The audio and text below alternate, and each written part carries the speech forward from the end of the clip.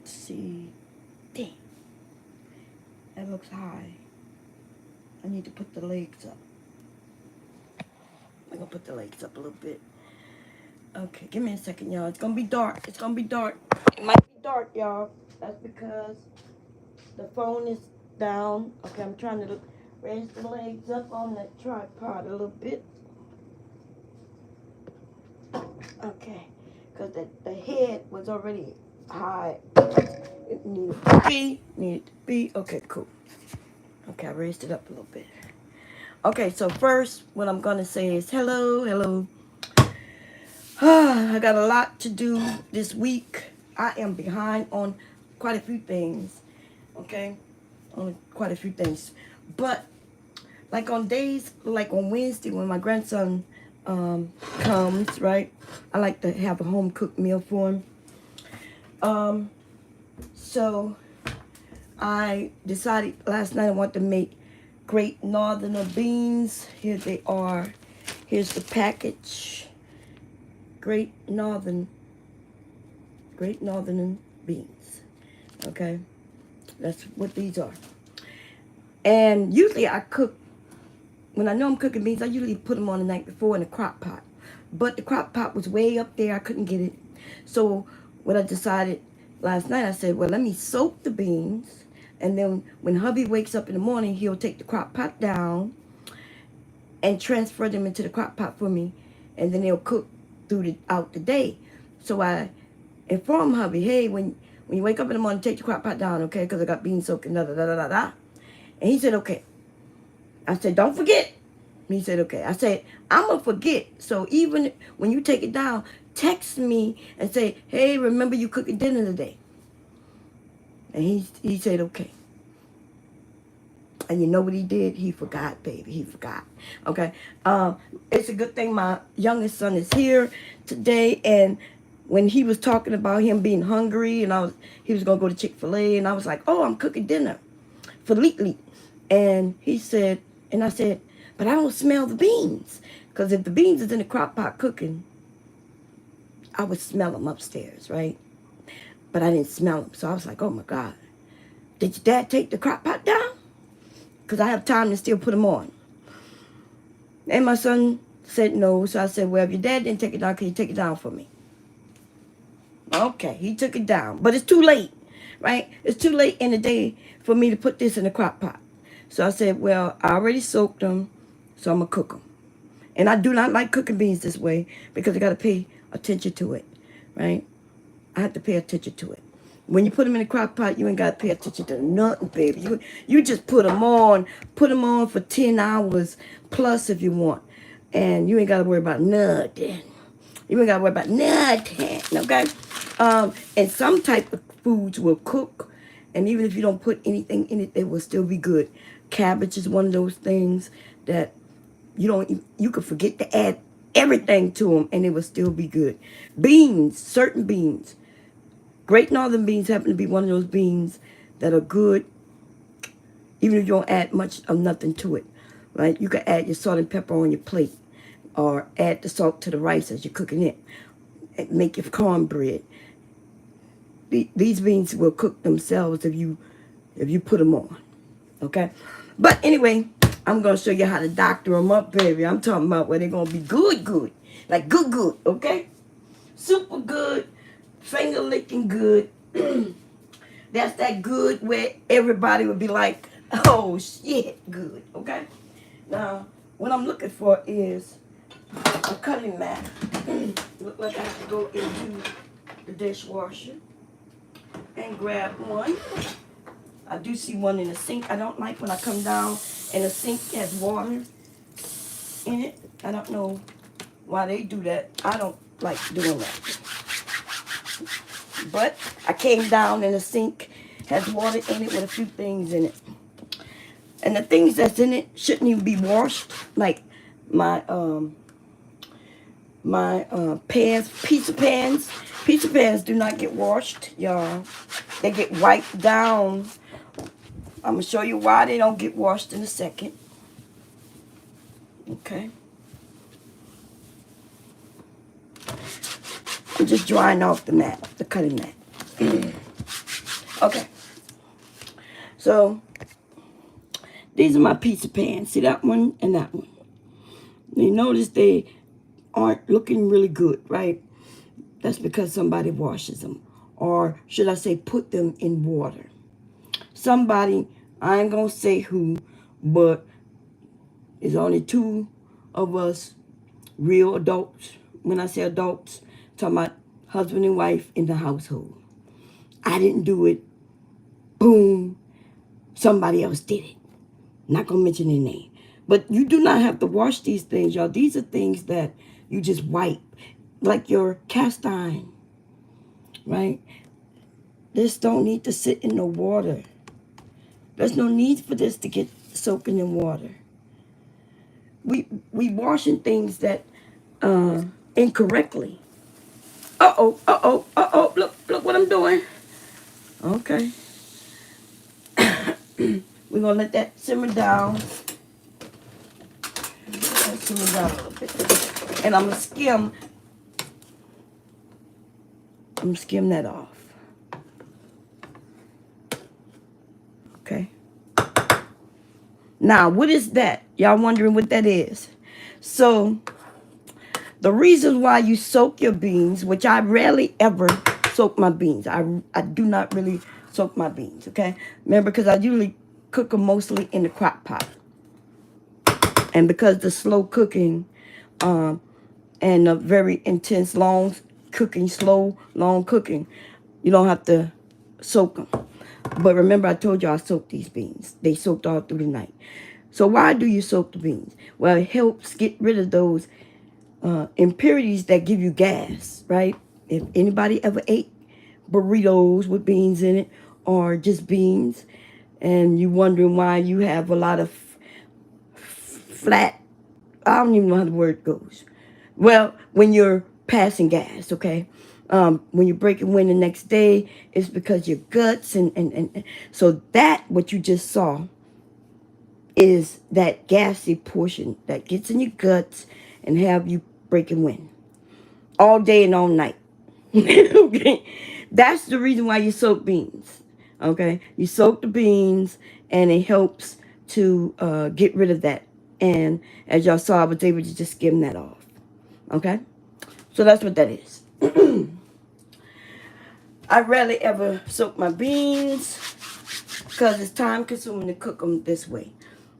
It's really, I can put them in a crock pot, like I said, and they'll cook themselves, right? Crock pot to do all the work. So what we're going to do, first I am going to be adding some diced tomatoes in my beans, okay? I'm telling you, the flavor that adds, you won't even know that they're in there. If I didn't tell you they were in there and you tasted my beans, you wouldn't know they were in there. I normally don't say that because hubby claims he don't eat tomatoes. So I usually don't announce everything I put in the beans because then he'll give me a hard time about eating them. Okay? So I learned to be like, sometimes you just got to treat people like when they were first born. or I don't even want to say that. You just don't tell. You just don't give all your recipes.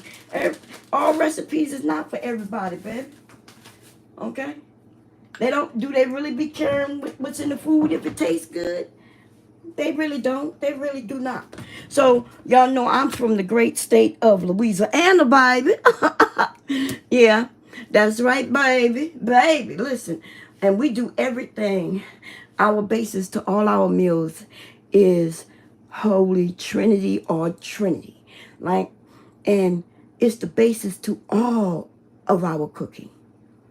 Without it, our cooking ain't nothing, right? It ain't nothing. That's going to be celery, bell pepper, green onion. You understand? This is the basis, baby. This is the basis to all our meals. And if I don't have it, then I'm not cooking. Okay? I'm not cooking. I'm not cooking if I ain't got it. You could do the green onion. And then you could add a few different things, right? But this is the Holy Trinity. It has to be a type of onion.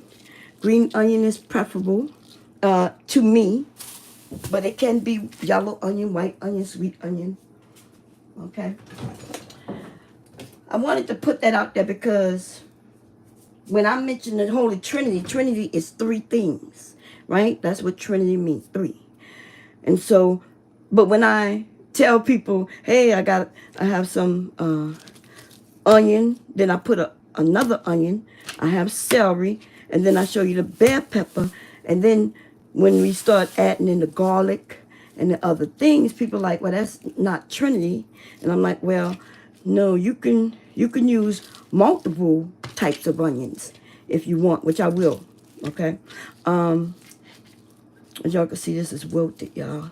Bought this a couple of weeks ago. I'm gonna cut that about there. I can regrow these if I wanted to, but I have seeds, so I'm not gonna do that. Okay, I'm gonna rinse them off. I rinsed them before I put them in my refrigerator, so I just want y'all to know I already did that before I put them in my refrigerator. Okay, I'm also gonna take the tips off the celery. Okay, we're gonna take that and we're gonna put that to the side. I'm actually gonna throw this in my garden. That's why I'm not putting it directly in the trash. And I'm gonna proceed to cutting. Now I can use my knife to cut it.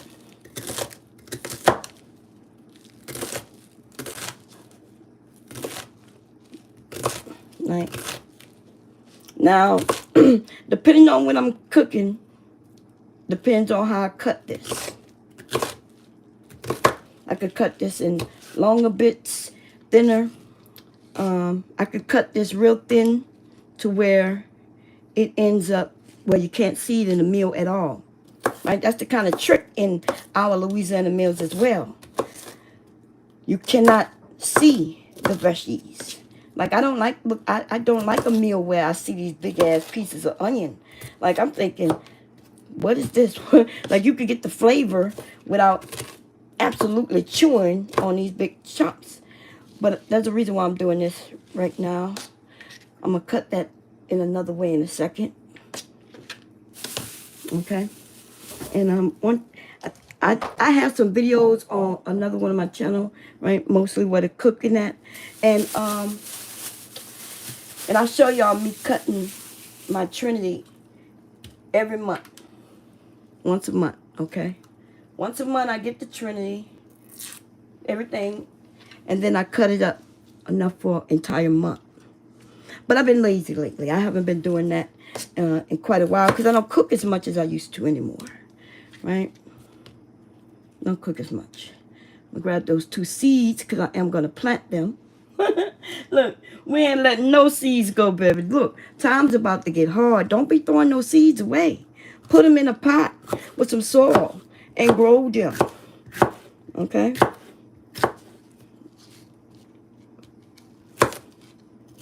You don't have to be really great at cutting these things up. Not in this moment anyway. Because I do have an old little device right there that I bought from Goodwill, y'all. I can't believe it. Like, y'all be throwing away perfectly good things. And I'll be thinking, why would they throw this thing away? They don't know how expensive this thing used to be. Young people, man, y'all throw away perfectly good things. I'm about to show you what that item is in a second. As soon as I finish cutting up the top of this celery. Okay? We're just going to, I just need it in chunks. And then I bought this thing. I don't know how to get this stick off. Well, I do. I just don't want to take the time to, do what needs to be done and take that stick off. Eventually, it'll come off. I bought this from Goodwill. And what this is a chopper. See, the blades come out like that. Right? And you put this on. Or you don't have to have this on. But you put this on. Actually, I'm not going to put it on. Well, I need to because, see, one side, if I'm correct, broke off. The side, they had 2 sides. They had this and one on this side to hold this in place. It holds it even without it. So that's the only reason I'm going to put that. I'm going to keep this on, okay? But what I want to do is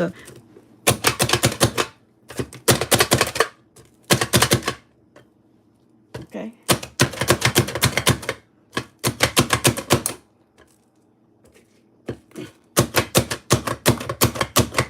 You probably can't see what that thing is doing. When I go down, it chops, and then it spins. That give it another, and it spins every time it comes back up. And see what it did to that little piece. So I'm going to show y'all. Let me push that to the side. Okay, there's big chunks I'm going to put there. Let's go with these big chunks right here. Can y'all see that? There's the big chunks. Okay, I'm going to put this underneath. And then I'm going to... Boom! Y'all see that, baby? That's small pieces right there. Okay, and that's why I didn't take my time and chop that up, which I could have. I chop pretty well. Okay, been doing it for a very long time. Through all these years, I can get some really nice cuts myself, right? Here we go again. There used to be one that was in a jar, and I think I have that one too. They had a jar with something like this on top, and you would just... Now, I understand why people probably didn't think that worked as well, because they thought they had to put a whole onion in it. But no, you got to chop it up to get it in the jar. Okay? Move this out the way. Get that out the way to my side like that. Get them big pieces. Okay? That's a big, I want that chopped a little more. So I'm gonna put them, and I'm gonna put this back on them. Make sure you do it on a mat, y'all. Unless y'all, those of you who are fortunate to have marble countertops, right? They do put that in up-to-date apartments and things. I don't live in an apartment. I live in a house. So if I want marble countertops, we gonna have to buy it. You see what I'm saying? We're gonna have to pay.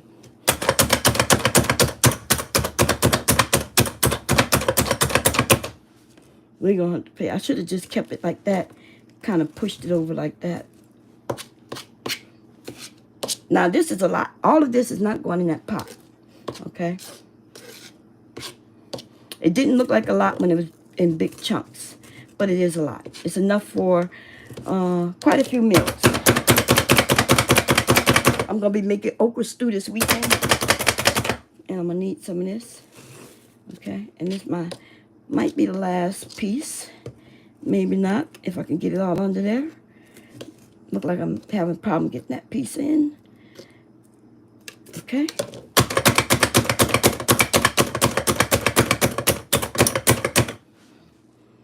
And bam. And that go them big chunks. Now those big chunks are little, baby. Okay, and what am I going to do? This is my trinity. Wait, am I missing something? That was the bell pepper, the green onion, and yeah, so that's my trinity. Okay. If I see some big pieces that I didn't get. Okay, cool. Now, that's a lot. That's a lot. Okay, what I usually do is bag it up. But I'm also going to add a onion, which I already have cut up, to be honest. Okay. And to be honest, I already had some of this cut up also. I just wanted to show y'all. But I do, like I said, I cut up for the whole month. Okay, I'm going to show you. For those who always think Mom is telling some lies for some reason. Here it is. Frozen. Where I could just break a little bit of it and put it in whatever dinner I'm making. Okay? So, that's the frozen one. And to be honest, I probably have like upwards 10 bags, if not more, in the freezer that when I sometimes can't find it. It doesn't go bad because it's frozen. Okay. So that's already cut, but I am going to cut those 2 pieces. And they are big enough or small enough to go under there. Okay. So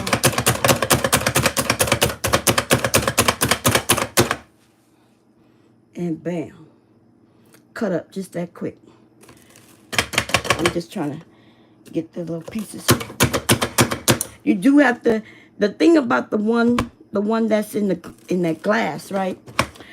The problem with that is the glass. You have to really hit this thing down in order for it to cut the pieces. And so when I was younger, and I do have the glass one, I wasn't, hitting it down hard enough. So you might end up with pieces stuck to the thing. But you see how this is made? When the blade goes in, it goes inside something, which scrapes it to where your onion won't be stuck to the blade like that other one used to be. I used to try to chop it, and a big piece of whatever I'm cutting will be stuck to the blade. So this is a different type of gadget. And I couldn't believe, and I'm telling you, this thing was cheap at the Goodwill. When I saw it, I was like, what? It's KitchenAid at that, right? KitchenAid didn't just make anything. Like whatever they made, it had a little sophistication to it and had a design that was pretty much would work, okay? They don't have that name, and they name not famous for nothing, okay? So that's how easy that is. And we're going to get that out the way real quick. Now, I'm going to tell you, because the way I'm cooking my beans, right? I'm cooking them in a pot, not in the crock pot. If I was cooking this in the crock pot, I would put these vegetables in raw, just like they are. Scoop them up, put them in, and let them simmer down through the 10 plus hours of cooking. But I'm cooking this quicker, right? I want this done in like 5 hours. Actually, 2 hours, to be honest, right? If I want it done in 2 hours, it's going to be cooked in 2 hours. Which means I don't want to put this in raw, okay? I was about to say who took it much. Turn around and say, oh, you talking about the brand, yeah.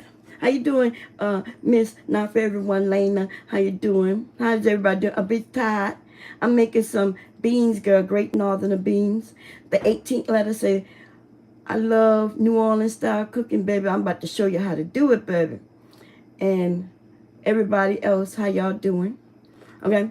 Now, like I said, not only is this going to be a Southern style Great Northern beans, but they're going to be Creole style, right? The difference between Creole and Cajun, there is a difference in, I can make these Cajun style if I want, but I'm going to make these Creole style. And that's why the tomatoes are going to be added, okay? Cajun cooked with lard, right? That will be animal fat. So it could be lard, which I do have some lard, or bacon grease, which I do have some bacon grease. Like, you know what I mean? Like, we're not wasteful in this house. And here is my bacon grease. This is from the bacon that we have fried in the last few months, right? That's just the portion that I stored away. But the part that we use more often is on top of the stove. And you could tell my hubby put this on top of the stove, and he was cooking on the back burner, and it kind of melted this thing. But that is bacon grease. And let me tell you, bacon grease is flavorful. If you don't have meat to put in your dish, your bacon grease will flavor your dish. Okay? We also have it in this way. That's the old way, right? Just put it in a jar, baby. Okay? But do not throw this away. So this isn't the one. I clean with this. Okay? People ask questions. I give them answers. They don't like the answers. This is the grease that I use to clean my kitchen with. That's why it's in a different jar. It's not really, you can see where you can see the little bits in it. So that means we didn't really clean it, right? Or filter it. We didn't filter it because I'm going to clean with this. Okay? You don't throw this away. You clean with this. Okay? And then I bought some lard. I'm going to show you what that looked like if I could find it. Up here. I know it's somewhere up here. The thing is, I'm short, y'all. Okay, I bought it from Walmart, and I don't see it on the shelf where I can reach it. I'll show it to y'all another time. I'm quite sure I showed y'all the Lord before. One side, it depends on how that can is turned. You may not know what it is because it'll say it's in Spanish, right? It's in Spanish written on one side. And turn it around, and then it's in English, and it says Lord. And Lord is animal fat, and it's healthy. You know, people started talking about Lord is unhealthy. That is not true. That is what they sold people so they can move to butter. Okay? And also so you will buy this vegetable oil, canola oil, and different type of oils. And I don't know why they just didn't tell people the truth. They use scare tactics against us. But our elders was living good lives. They didn't have as many cancers and things like that. They didn't have what we have going on in the world today, right? So when you let an industry tell you things and frighten you, you got to be very suspicious. But we're not going to get on that because y'all know I could be on that all day. I talk about sugar. We had a whole conversation about sugar, and people want to argue with me when I said that sugar is not bad for you. Right? Sugar is absolutely good for you. Is it good for you? Going to make you healthy? No, but it's not bad for you. Sugar comes from sugar cane, and sugar cane is grown right out the ground. Right? It comes right out the goddamn ground. It comes right out the ground. Our body knows how to digest it, know how to use what it needs, the energy, and get rid of the rest. That's what our body know how to do. You know what our body don't know how to deal with? Let me see. I think I have some high fructose corn syrup. This shit right here, baby. This. Our body do not know what to do with that. And they sell it. Okay, this is corn syrup. And it has its uses. Okay, it has its uses. But sugar is healthier than this. Okay, sugar is healthier than this. Now, what they say sugar was bad for is our teeth. Right? When it comes to our teeth, they notice that when people start flavoring their foods, which, by the way, they did not do until a certain, I think, Queen Elizabeth, maybe tour times, right? Is when sugar came about. Anyway, that's a history lesson. We ain't got to go through that. Okay, let's get into it, baby. So, Bomb is going to move this over some. Okay. These are my cast iron skillets. I have a lot of them. This is just 2 of them. They come in different sizes. Okay. Now, this is a size 10. I think I have a small one that's like can fit in my hand right now. I really do have all size cast iron skillets. Cast iron is the best. Now, the only reason I'm showing y'all this right now is because I want to tell you, do not wash your skillet in any water. This is the skillet after use. You take a dry towel and whatever in it, you flake it out. You can flake it into the trash or into another thing or something like this, right? And you see that? And then I'm going to show you the second step. Now, I think this is my largest cast iron skillet, but it also doubles as a top 2 cast iron skillets, a lid. Okay, so let me go brush this out. I'm gonna brush that out in the sink real quick. Do not add water. Okay, this is a lesson. Please do not add water. Remember when I mentioned cleaning? Probably wondering, what are you cleaning with this Bomb? What are you cleaning with that unfiltered oil? Well, I'm gonna clean this. Put that in there. Take you a dry, clean something, a napkin that I just pulled. and you clean your skillets. You also clean the outside and the handle, okay? That is how you clean cast iron skillets. Please do not put your cast iron skillets in water. Please don't use water in them. Please don't. My hubby thought that when I said don't sit it in water, he then thought it meant, okay, I'll take a wet towel and clean the inside. No, do not add water to cast iron. Do not add water to iron, period. It will rust. Okay? There ain't no little bit of rust. It will rust. A little bit drops of the water sitting in one spot. A little drop. And where that water, where that drop is, will rust.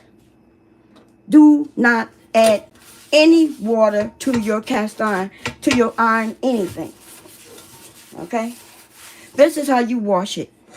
And that is a clean skillet. Right? We know that the oil is not dirty. Like, what will be dirty about it?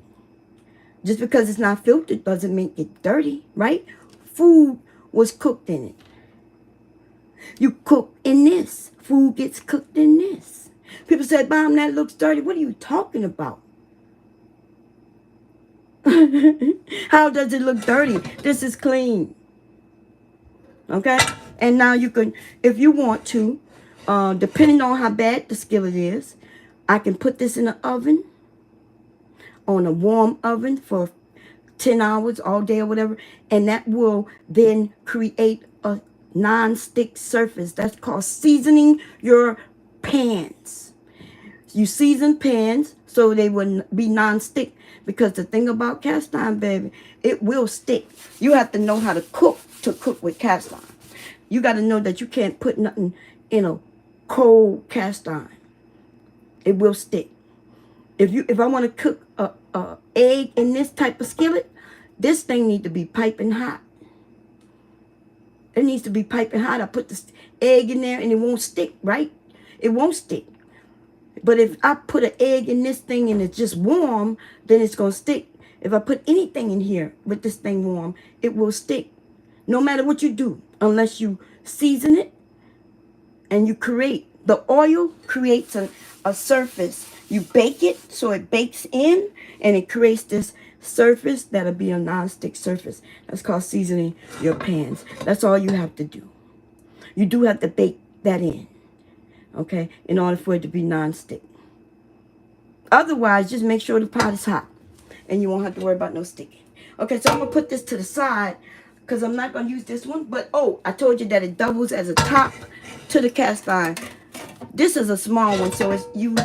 Of course, I could use any lid to this, right? You can normally find a lid to put on that. But for my larger cast iron skillet, this turns over like this. And it also doubles as a top. It's not to this one, okay? This one's too small. But to my larger cast iron skillets, that doubles as a top. Okay? So we're going to do the same thing with this one. Put a little bit of that in there. I'm going to take my same napkin. And we're going to clean that up. You can't scratch these. You can't even break these. My mom did break a cast iron skillet at my dad's foot.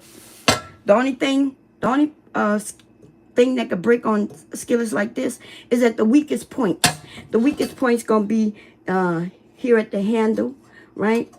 And maybe something like that can break off. But other than that, nah. And these pots are perfect. You could cook outdoors with these pots or on an open flame, okay? Yeah, these things are perfect. They last forever, too, okay? Last forever. And that is now a skillet. Now, what am I going to do? I am going to use the skillet.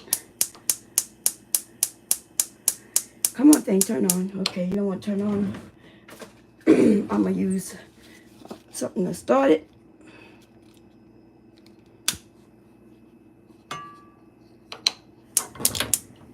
Okay. Sometimes I have to do that. Now, Let me tell you the dangers about a cast iron skillet. There are some dangers, okay? Number one is this pot is heavy, okay? It's a heavy pot. Number two, the thing that's bad is also great about this skillet, right? What is the great thing about this skillet? It's going to heat evenly. That means whatever the temperature is on that side of the pot will be the temperature on this side of the pot, that side of the pot, and that side of the pot, right? It will heat evenly. The heat is distributed across the whole pan. Now, that is also a negative because what else is included on this pan? This goddamn handle. Whatever the heat is there will also be here. Okay? Whatever the heat is here will also be on that handle. And you cannot play around. Okay? You need to know. If you got children in the house while you're cooking with cast iron, you make sure that the handles is away from them. What you should be doing anyway, right? As you can see, if you look, I'm so used to doing it for so many years, my handles go in.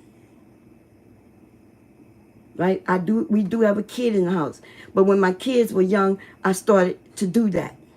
Many kids end up with third-degree burns all throughout their body because while they were little, they came to the stove, they hit the handle, whole pot of food fell on them. Okay? So if you have children, you need to know this. I know that I'm saying something that maybe you all know already, right? Some of you don't have kids, so you may not know. Because I'm going to be honest.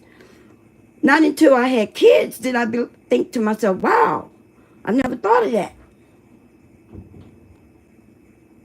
Right? That's why when I give information that some of y'all may think, but Bomb, duh, we all know that. I just think back to me being a young woman before having children. Like I never thought that I need to have the handles pointed in different directions for the security and safety of the children.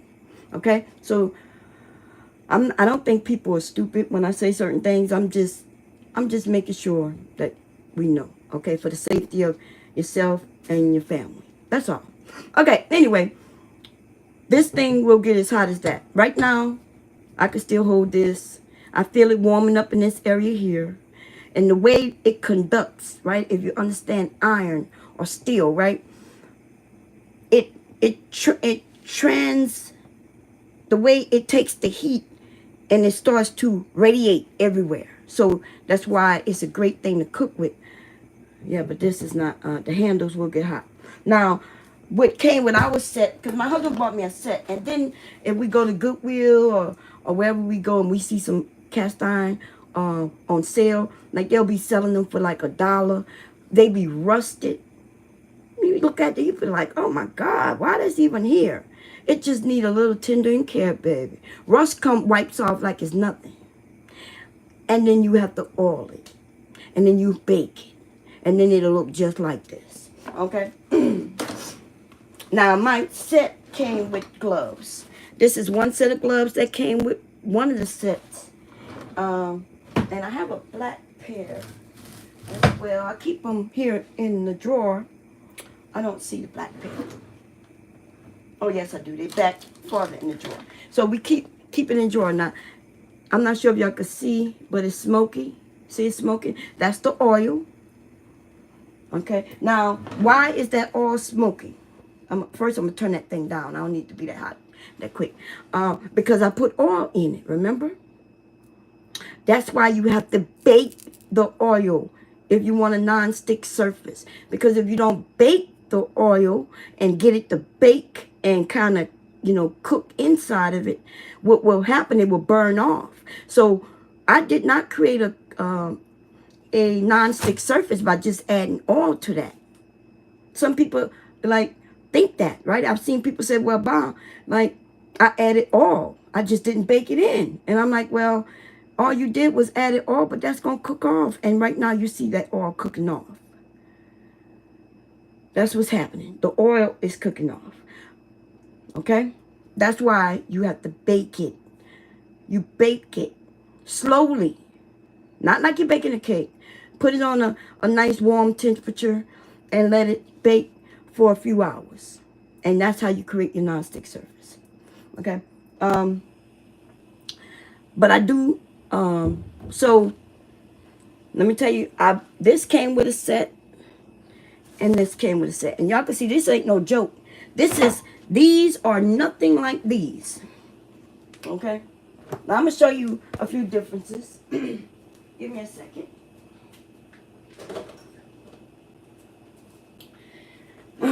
Okay.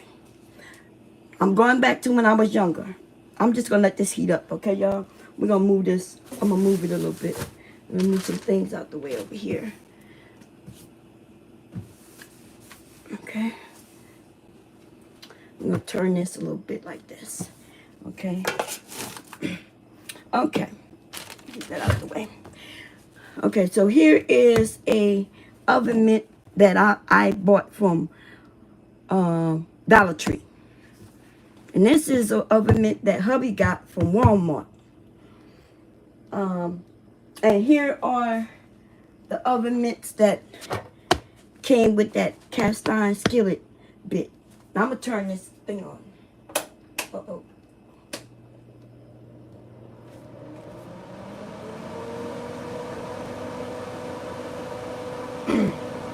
Okay. Wait, is that on low? I want to turn it off.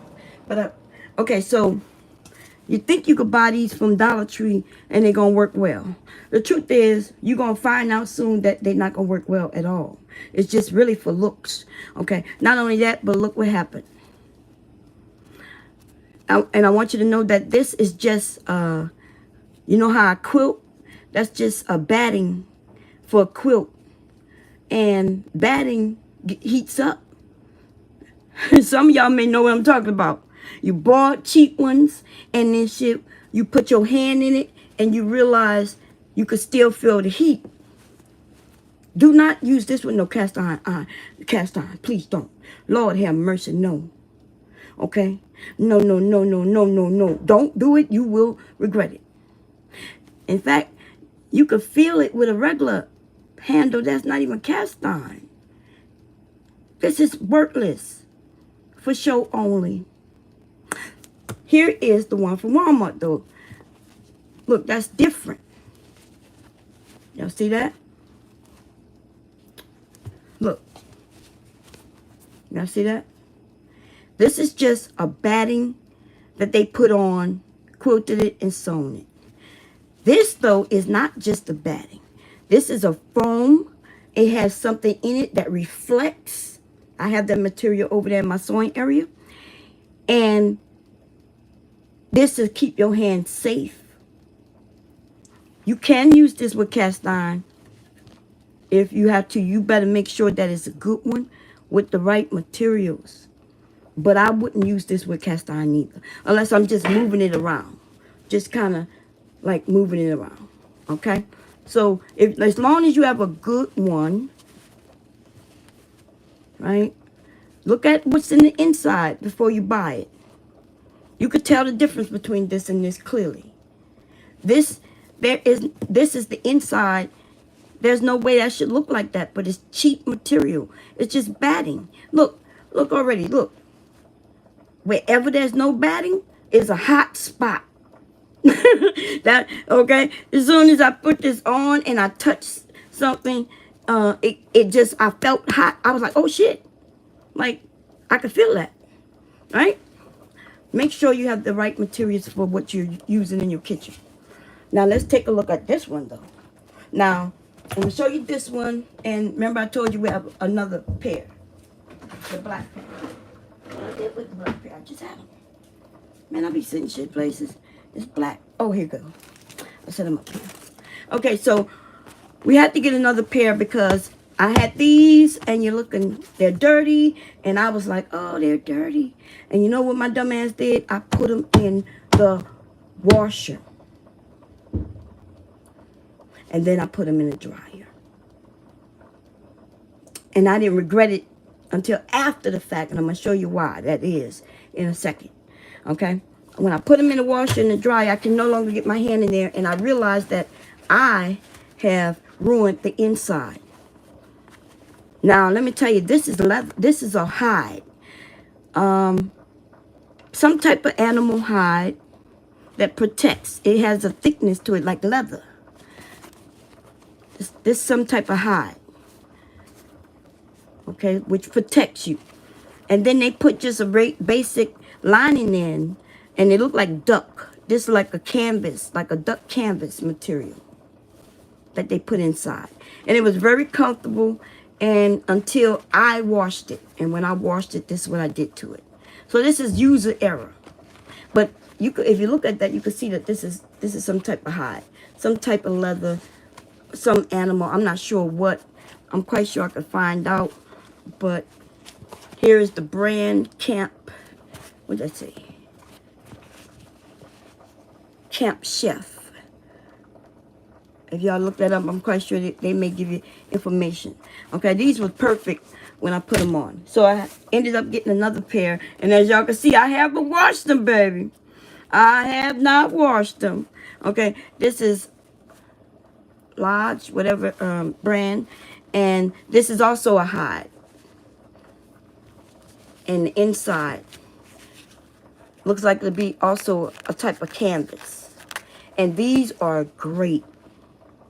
Now that's what's good about leathers. Leathers, you know, I know we use them for belts and shit like that, but the truth is, you put leather in and make a jacket, it'll keep you warm. It keeps these animals warm, right? The coldest animals surviving in the coldest areas, their fur and their hide, right, is what keeps them warm. And it also protects us. So just know, if you're dealing with cast iron, which I recommend, but you see that the oil burned off, right? I'm not going to touch that handle, but I'm going to touch it a little bit with this black one, okay? I'm not going to try to lift it, though, because I'm not stupid. I'm already...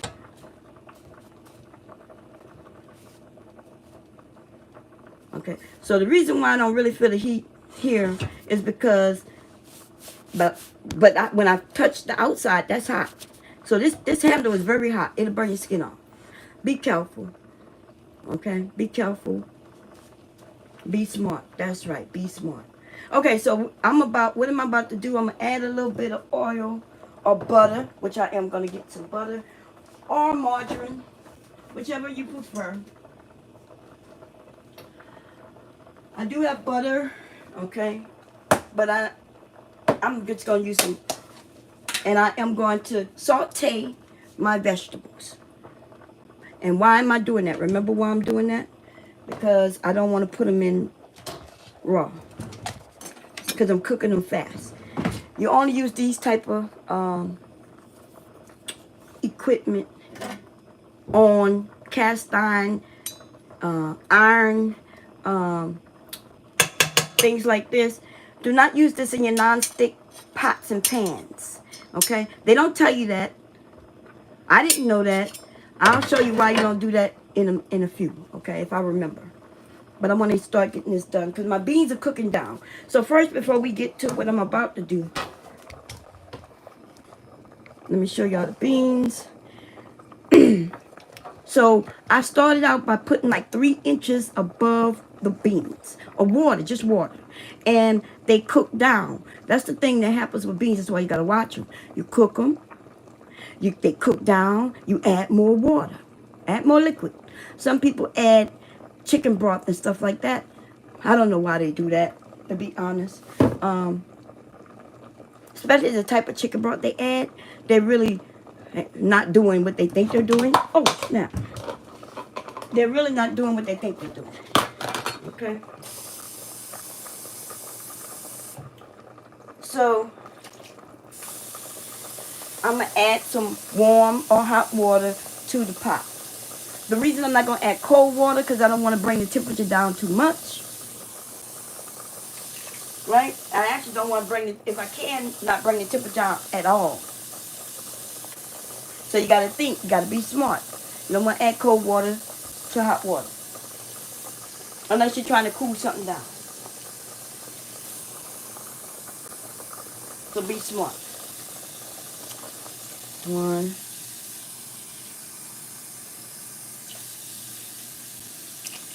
2. I'm gonna do 3. Now I don't know how many. I'm. I don't think this is a cup. This might be a cup of water I'm putting in there. I don't know. I'm guesstimating just by looking. Right. That's how I cook. In fact, I have to learn how to take measurements just to do videos, and that's why I don't do cooking videos, right? Because people be wanting measurements, and I'm like, shit, I don't know what the measurements are, and then it take me forever, you know. So I'm gonna just put a little butter. Why am I putting a little butter? Look how hot that is. That's how hot that should be. I'm gonna put this in there.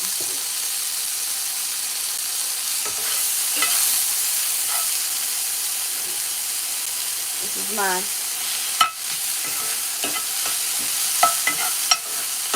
Now you see how it's not sticking? The reason it's not sticking because it's too hot to stick. Okay? It's too hot to stick. I'm going to add a little more. And we're going to saute that up.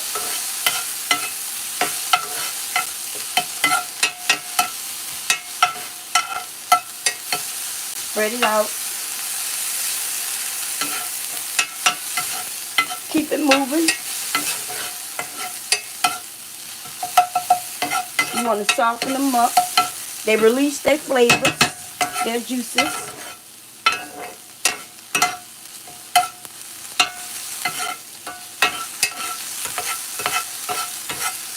You can usually smell it, and when you can smell it, that's basically all you need it to start releasing its juices, okay?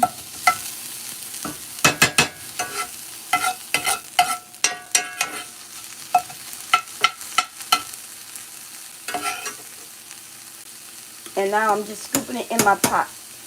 I'm not sure if y'all can see what I'm doing. Scooping it.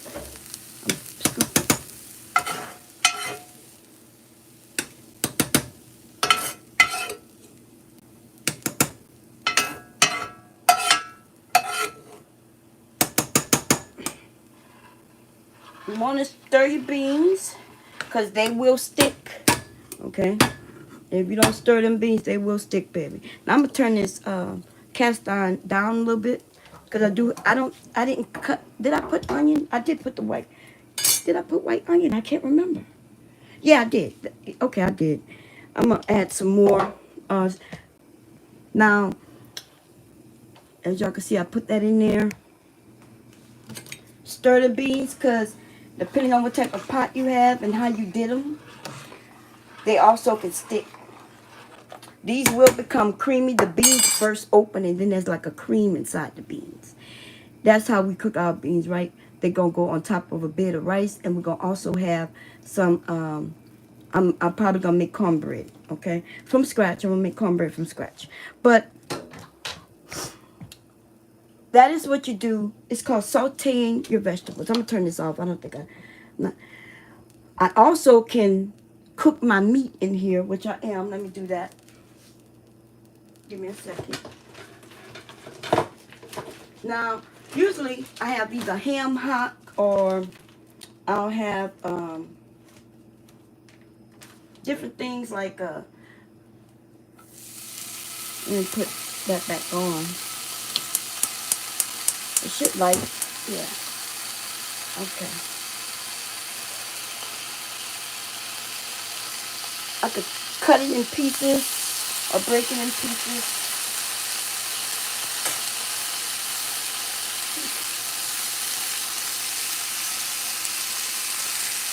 I could have also fried this before I put the vegetables in and used the oil from it. Remember, that's going to create that bacon fat. That bacon oil, that oil that I used, the clean, and also I didn't have to use butter. I could have just used that. Now, never use, let's see, you have to know your equipment when you're cooking. So I'm about to show y'all.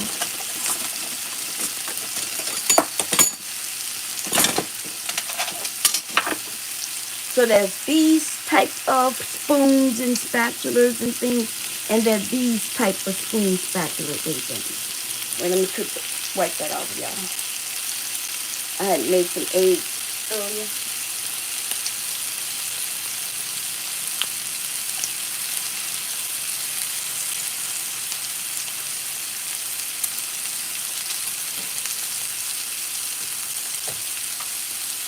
some of you may wonder, okay, why do they have, like when you go in, why are they these type, and then there's another type that's made of this, whatever this plastic is. I can't think of the name of it right now, but, and so the reason is because of what, it depends on what you're cooking in.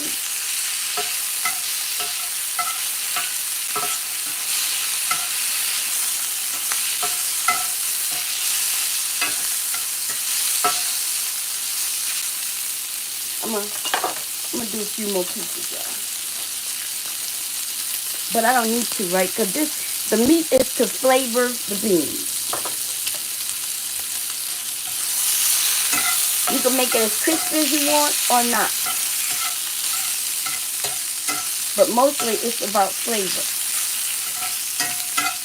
So I wanted to start releasing some flavors.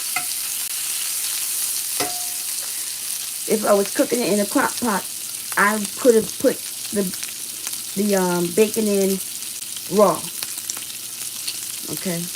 Eventually the oils and fats would have start releasing in that long period of cooking time, and I could have, and it would have been fine.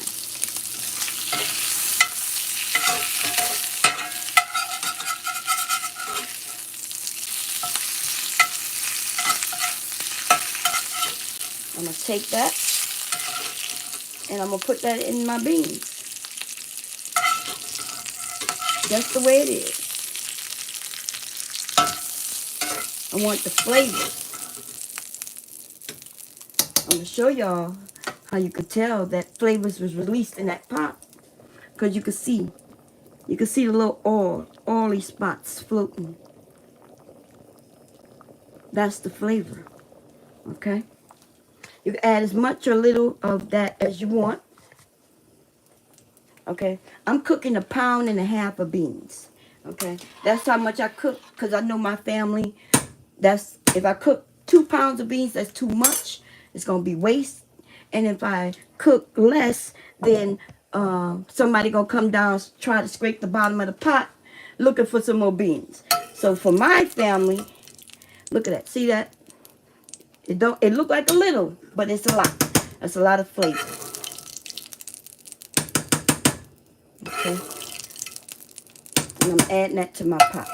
And even these little bits, that's flavor, y'all. Them little bits, you don't throw that away. That's your flavor.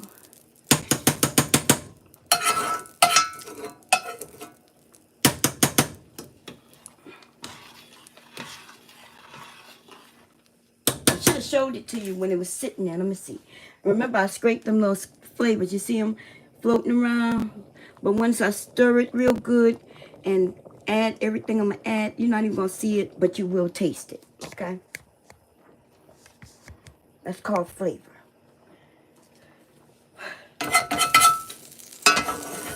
You might think, oh my God, the little burn bits, right? If it don't smell burned, then it's not burned. Just because it's brown, don't make it burn. Okay. I did not add those little bits in. That was some of my vegetables that did overcook. Okay. After you finish with a cast iron skillet, I suggest you put it away safely. Tuck it in your oven safely away until it cools down. Okay. Now I'm gonna add these tomatoes. Give me a second. Let me stir this pot. Now some people, I've heard people make bean soup. I'm gonna be honest, I don't know what bean soup is. I've never had bean soup. And then I did look at a few videos of bean soup, and I think it's just our beans, right? New Orleans Southern style beans, but they don't put it on rice, and because our beans will have liquid in it. But the liquid is actually the flavor of the rice. And that's all like, that's the only difference I see. There's nothing except the rice. That's all I see. Yeah, I'm about to add these tomatoes, baby. Look, that, oh Lord. There you go. Okay.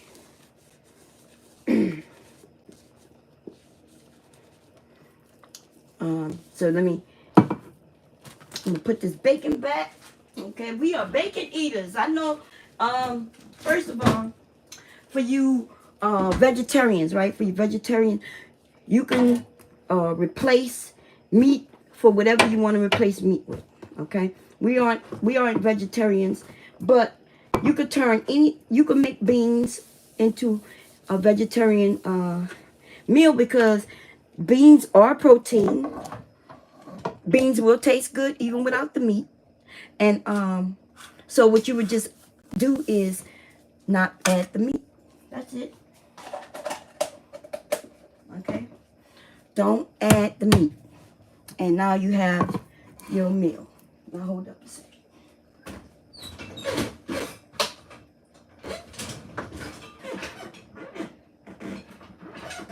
I can't remember, but I do think this is our drawer for our large, our large things, right? Our pizza cutters and our spatulas and our whisk and our shredders and that's that drawer, okay?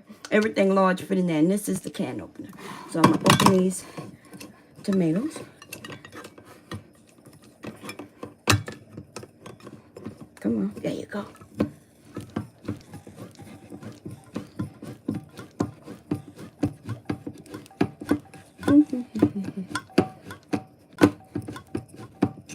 From the correct eye. Okay, and I am gonna just kind of add that to the pot. Okay, let's see. Oh no! Oh no! Y'all saw my bonnet? I have a bonnet on my head, baby. Uh-oh. And I always got a bonnet on my head when I'm in my house. Okay. Yes.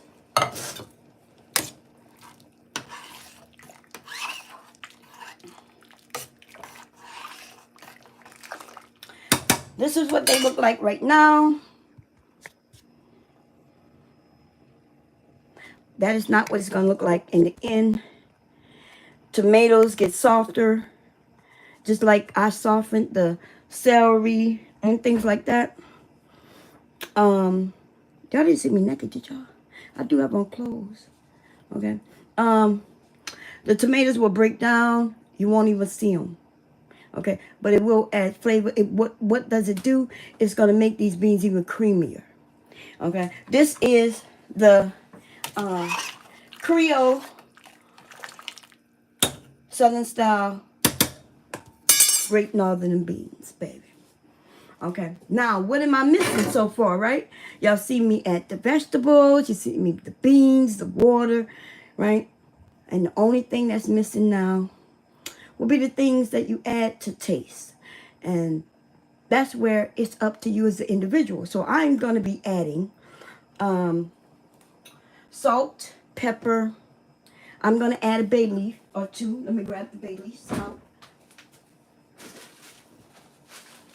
These things last forever. Even though from the market, right? Y'all can see we paid. This was quite a while when we bought these. Okay. Dry things like this does not go bad. Okay. Now, especially if you store it correctly. As y'all can see, we got a Ziploc bag. We bought so many and bought them so long ago. But how would I know if they went bad? Number one, I would investigate them. I would watch and look at them. Make sure there's no fungi, no mold, nothing like that, right? No discoloration or anything like that. So you just look at your things. And then you would take and smell. And if it still has its aroma that it should have, then they're still good. Okay? Do not let these people convince you to throw away perfectly good things. They will put an expiration date on something and tell you, oh, it's only good for this. No. But it's up to you how you store your items. Now, some bay leaves I've seen come in a container like this, right? It'll be in a container like this and it says bay leaf, which I do not understand. I don't understand bay leaves being in something like this because You see, you put in whole bay leaves. You put in whole leaves. See that? I think I put 3 in. 1, I see 2. Wait, where's the third one? Oh, it might be on top of the other. But I did put 3 in, right? 3 leaves is all you need. 2, 3 leaves. Sometimes, if it's a small enough amount, you could just use 1 bay leaf. Okay? I'm not sure why they put them in something like this, because you use a whole bay leaf. You don't use crumbled bay leaves. That defeat, I don't even know what that's about. Okay, I guess it depends on what you're using the bay leaf for. I have no idea. Bay leaf have lots of medicinal uses. We had a bay leaf tree in my backyard. My dad would go back there, and if we had colds or anything like that, he would go and he would make us a tea. Not until I got older, like an older teenager, did I realize that it was bay leaf, because when it's on the tree, it's green. When you want to make a tea, it's green. When you use it as a cooking spice, it's dried. So you take that bay leaf right off the tree leaf, off the tree branch, and he would boil it, and the tea was good. Add a little sugar or honey or whatever, and that's what he gave us if we had sore throats. Yes, that was bay leaf that we had. Okay. And then my dad would go back there and he would dry the bay leaves for cooking. Okay. This is bay leaf. And that was bay leaf that my dad made tea out of. I know exactly what was in my yard. It's still there in the yard. Okay. So and yes, he used to make. No, I didn't say this was bay leaf. I said in a container like this. They would put bay leaf in a container like this. I don't have any bay leaf in a container like this. Our bay leaves are in like this. Okay? They sell bay leaves in shakers like that. That's what I was saying.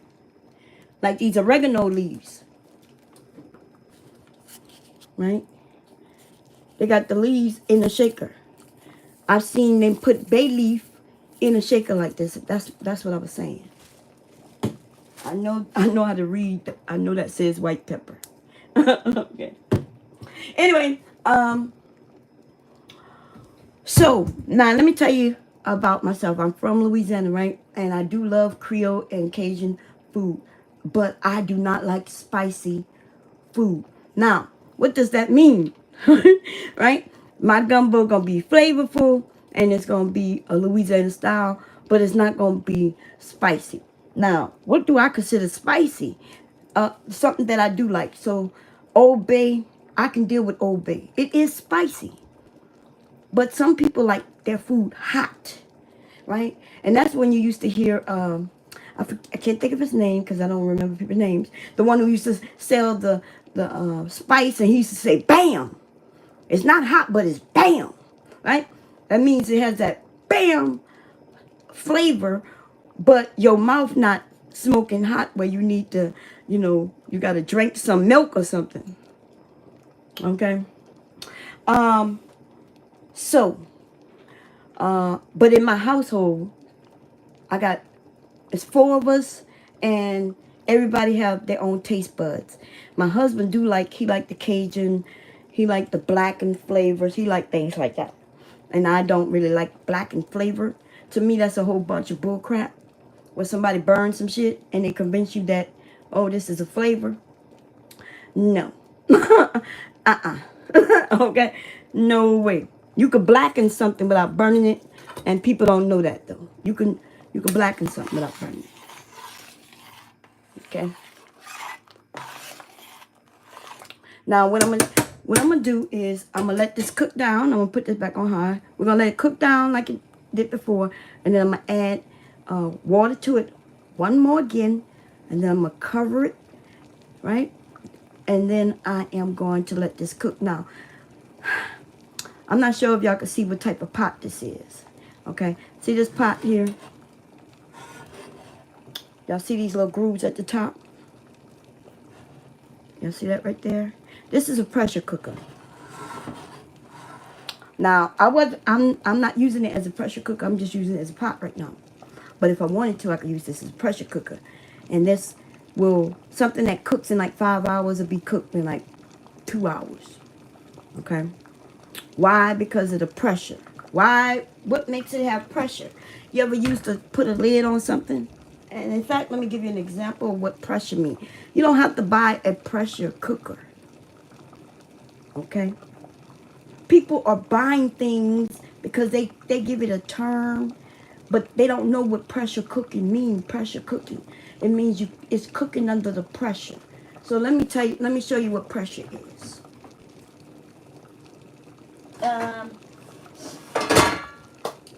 Do I see a lid? I do. This is the actual lid for the pressure cooker, but what I'm gonna do is I'm not gonna even use an actual lid. Watch this. Oh no, what's wrong with that? What the hell? I don't know what's going on. I'm glad. Okay, I am gonna use this. Okay, this is a regular plate, and that is a pot. Boom! I'm gonna put that on like that. Watch what happens. Now I'm gonna have to grab one of these because I'm gonna have to take it off soon. Watch what happens. Watch what happens. Watch what happens.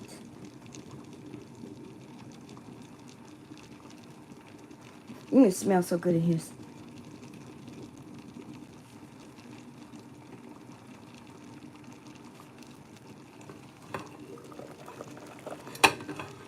See, I don't want to do it with this glass. With this glass, this is a glass plate. Okay, so what's happening right now, right, is there's no release of the pressure in here, right? It's boiling, it's getting heated and hot, and there's no way for air to escape, and that's called pressure cooking, right? Normally, what people would do if they don't have a lid, or they will crack it a little bit like that. And that's also called pressure cooking, but at least you won't have anything breaking, right? That means the pressure inside the pot. Look what happened. Look at the pot. Look what it's doing now.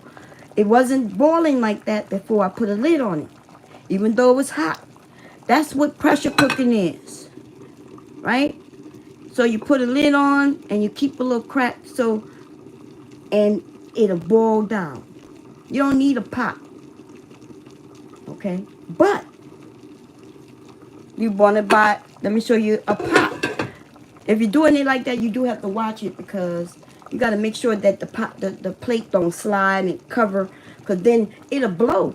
Like if you put a plate there and leave it there, the pressure gets so, intense inside, it'll blow the plate right off, right?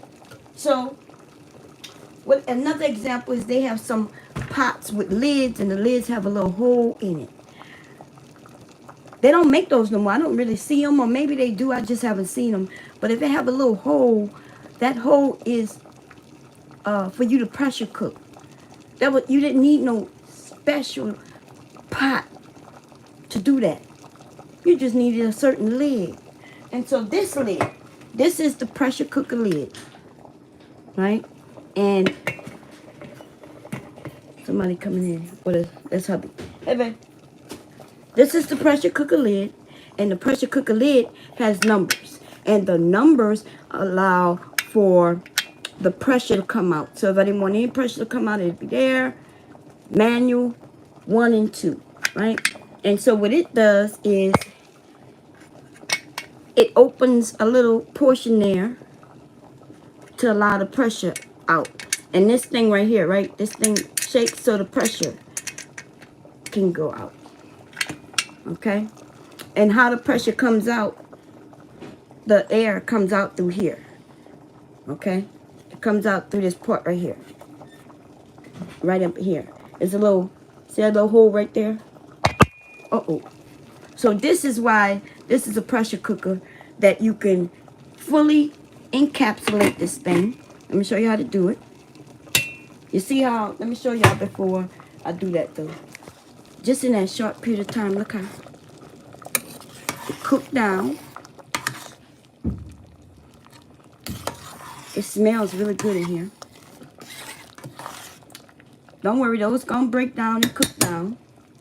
Okay? For those who might be worried about something like that. Like hubby don't like tomatoes, y'all. He don't like tomatoes. Okay? So I'm gonna have to get those to break up and cook down. But they look good. It smells really good in here. I haven't even put in the salt, pepper, or anything like that. The honest truth is, I'm gonna put a little sugar. I'm gonna show you how much. A little touch of sugar. Give me a second. I'm gonna put it in something. Usually I just grab some with my hand, y'all, but since I'm making a video,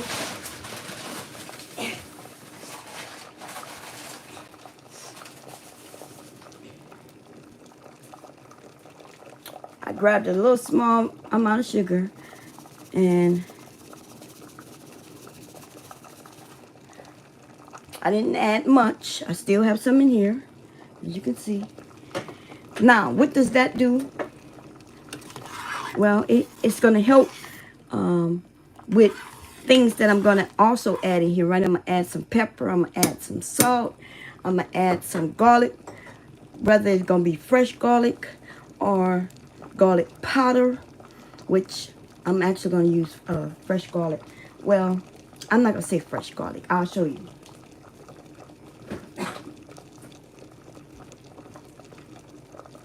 Where are you? There you go.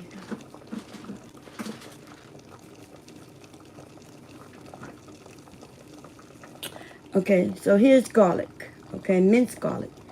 And can I call it fresh garlic? I call it garlic. Okay. I've had this for years, by the way. It does have an expiration date. The expiration date has expired. And you do the same thing I told you to do with the rest of your things. This has been in the refrigerator for years. It said it's expired in 2021, y'all. Okay, I can show y'all that.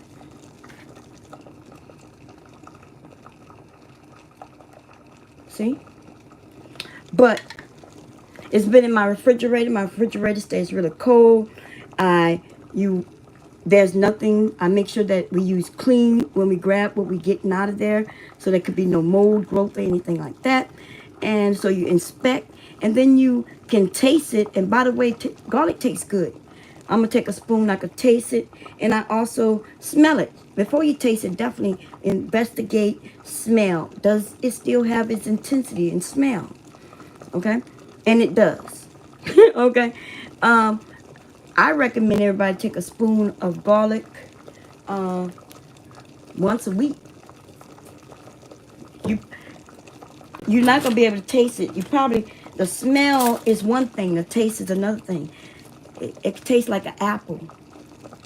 Okay? Not a sweet apple. You ever had an apple that wasn't sweet? That's what garlic tastes like. Okay? Take your spoon and just tastes like an apple.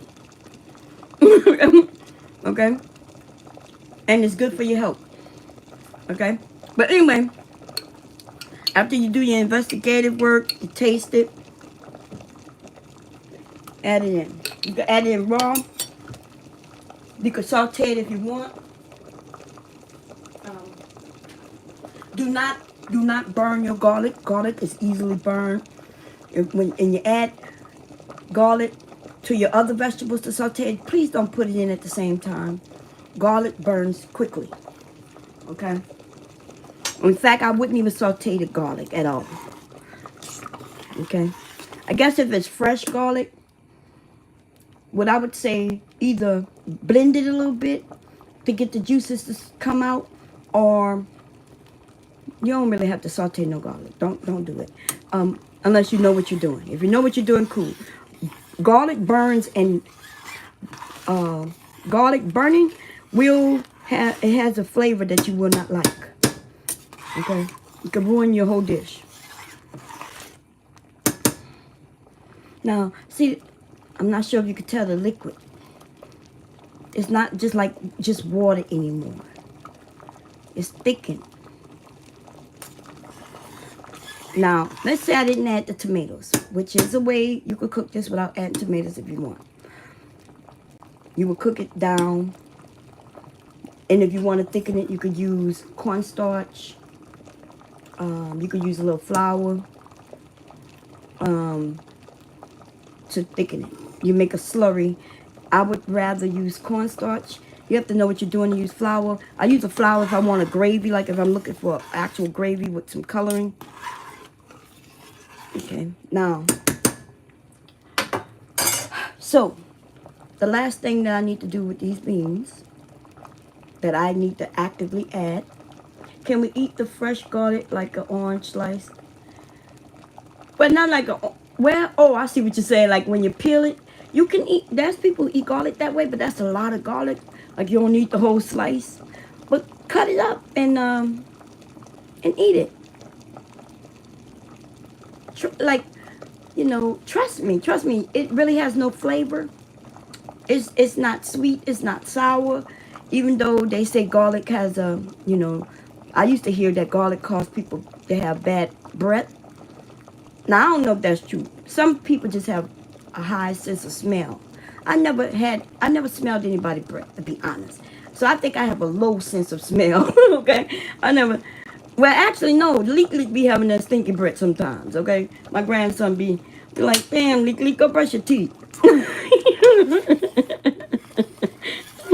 Leek got that calatosis or some shit, I don't know. Okay, so how do I taste my stuff when it's hot like this?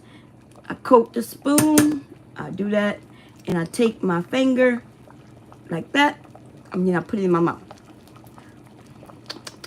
And it has a taste, but it's the flavors of things that I added. But I wouldn't eat this on my beans like as is, right? So we're about to fix that though, baby. We're about to fix that. We're gonna add us some pepper. Now, this is white pepper. What's the difference between white pepper and black pepper? Honestly, as far as I'm concerned, when you cooking something light colored, that's when you might want to add white pepper. But is that necessary? No. I didn't grow up with that. But younger people today, y'all like y'all meals to look a certain way, you know, so you could take pictures and things like that. I guess you wouldn't want black dots in your food. You know what I mean? And so that might be why you might use white pepper. Other than that, I don't know. I've never done the research. What I will tell you, though, is this. Adding pepper to your food early on is a waste of your time. Because pepper cooks off. It burns off. I can add pepper to this right now, and it won't add anything to this pot because it's going to be cooking at a certain temperature for a while, and it will burn off. You add pepper and salt after you cook. Okay? I can add some salt now because salt don't really burn off. Okay? Salt doesn't burn off. And so that's what I'm about to do. I'm going to add some salt as soon as I see where it is. It should be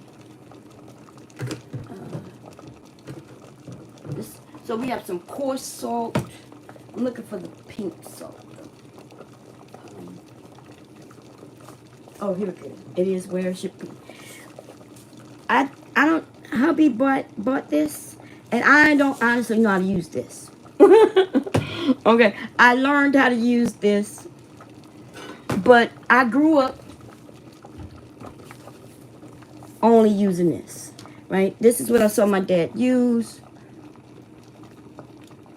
This, you know, salt like this. And so because of that, I had to learn to adjust because that coarse salt is thicker.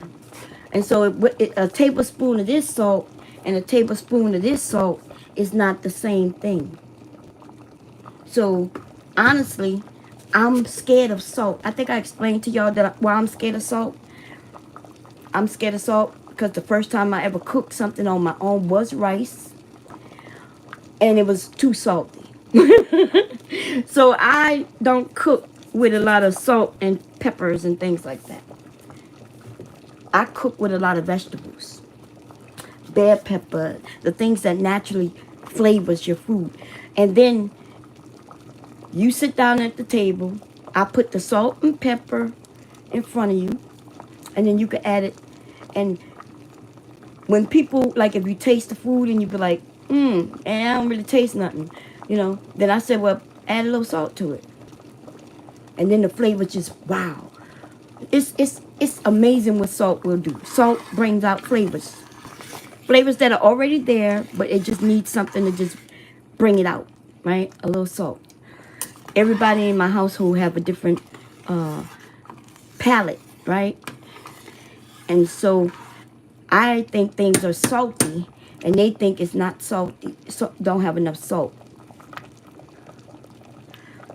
So everybody add their own salt content. I do add flavor. I do add salt, just enough to bring the flavors out. I make sure that I can taste what needs to be tasted. Like, you ever, like people like soul food, right?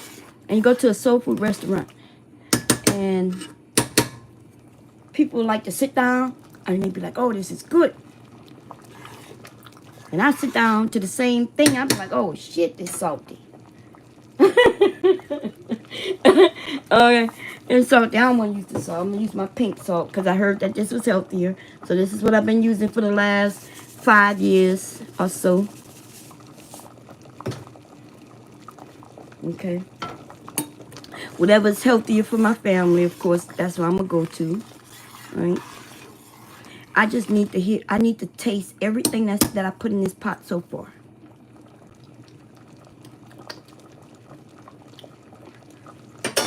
Okay. Some more salt.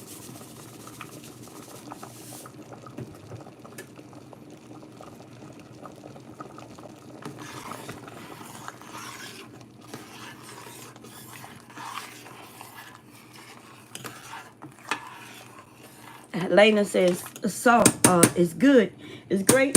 Yeah, I don't know much about salts. Like, my sons though are on on the internet, and they had mentioned it to me, and then they bought some. I bought some when I was on my baking kick, right? I was on my baking kick, which, by the way, I have to make some Easter egg candies. I'm going to make some peanut butter Easter egg. Chocolate peanut butter Easter eggs. I'm going to try to make some of that for Leakley. I like chocolate. I showed y'all how to make quick caramel, right? I showed y'all how to make a cake really quickly in the microwave. If you ever have a taste for sweets, something missing, y'all. I just added the fresh garlic. I'm waiting for that to kind of expose this oil, so I don't taste that yet. And I don't taste the sugar.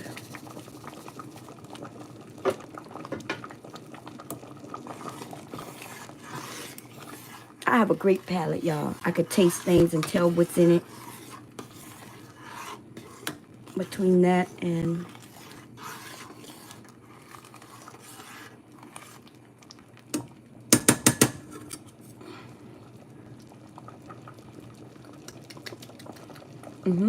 okay. I'm missing something. I am missing something. I'm trying to figure out. It tastes good though, but I'm missing something. Okay, so let me go back and remember what did I didn't add anything but salt, right? I haven't added pepper. I'm gonna add some of that just so I can taste it.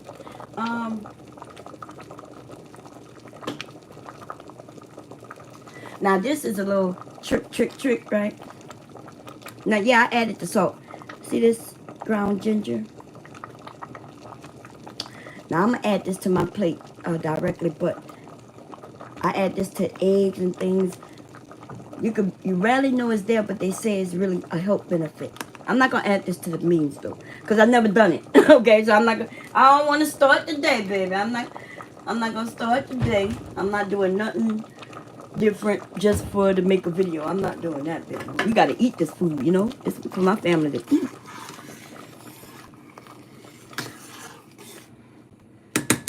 I'm trying to. So I've added salt, but I haven't added pepper. Let me add that. I'm gonna add the, let me smell this white pepper. Hubby bought this and hubby uses this. I've never used the white pepper before. That don't smell the same. Let me see.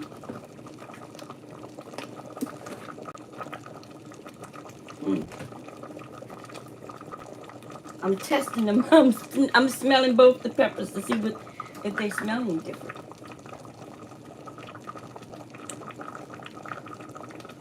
The white pepper, first of all, it's like dust. See that? Look. The white pepper is like it's like they maybe taking the black pepper and just blended it and then calling it white pepper. Because it's really not white. it's, you see? And that's what I think they've done. The best pepper is when you buy pepper whole and grind it, which I do have somewhere up there. Somewhere up there,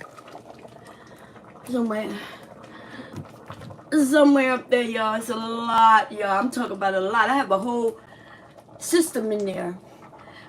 And it's nothing but salt, peppers, garlics, Cajun, all kind, everything. You name it, we got it, baby. Okay? That's crazy. I just can't reach it. Okay? I just can't reach it. Now, y'all notice what happened? Y'all see what the tomatoes did? Tomatoes turned it from white to this kind of orangey flavor, color. And it's going to thicken it more. That's what the tomatoes going to do. It's going to make it creamy.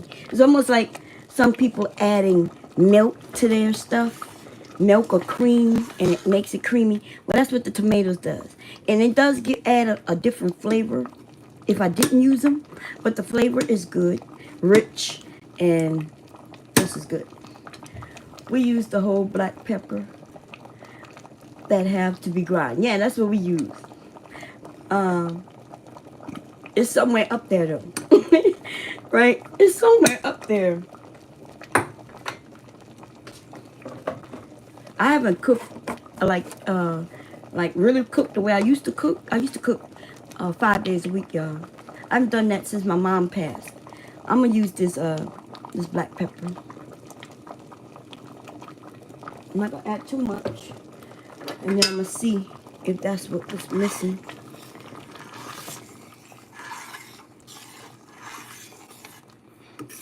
You could cook a meal in a couple of hours. You can't cook beans in a couple of hours, y'all. You could cook these beans in 2 hours, 3 hours. I could come in here and make chicken and brown gravy, the rice, and sides in 45 minutes. Okay? But beans, you know, the bean gotta cook. It needs the time that it needs to cook. Okay? Really, you cook beans in like 10 hours. Between 5 and 10 hours, depending on how you're cooking it. You want the beans to kind of break open and soften. You want it to soften and bust open, and then that's where you get the, look at that, you get that. And I think that's why I said I think this is the same thing they call bean soup. We just don't call it a soup because we put it on rice. Because that's the only thing I could see different. We put it on rice. We do want this to be thicker, so it'll sit on top of the rice. The rice will absorb the flavors. So you'll end up putting some beans on the rice and some of that liquid on the rice. Okay? I'm going to turn this down. It's on high. I'm going to put it on like a medium high. And we're going to let it I'm not going to add any water because hubby home. And we're going to let it slowly cook for like another 30 minutes or something like that. I don't know. Let me stir it once again and taste it. I did not add quite a few things. I could add parsley. It's still missing something. It tastes good, but something I'm missing. So this is where you can add what you want based on your taste as the cook, right? I can add parsley. I can add thyme. I can add, you can add, shit, if you wanted to, you could add chili powder. It'll give it a whole different vibe, right? But when you're adding things, you need to know what you're adding. You need to know what that tastes like. Just because I say add it, you shouldn't add it just because I say add it. Like, I'm trying to teach you how to be a cook, not just to follow somebody's recipe, right? When I'm cooking, it depends on what I'm cooking and what I think that should taste like. And then based on what I think it should taste like, I look at all my spices and then I add accordingly. Okay? Most people use only Italian seasoning just for like spaghetti. But I use Italian season for, multitude of things. I wouldn't use Italian season, oregano. I guess I would use oregano.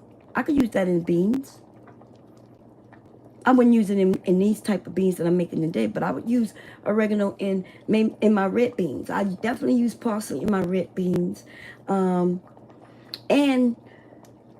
depending on your spices that you use will change the flavors of your dish.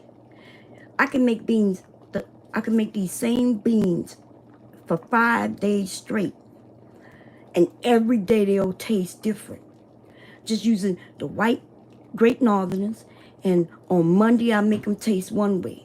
I cook them again on Tuesday and make them taste a different way. And on, Wednesday and so forth and so on, right? So on and so forth. But what I'm saying is what flavors your dish actually flavors your dish.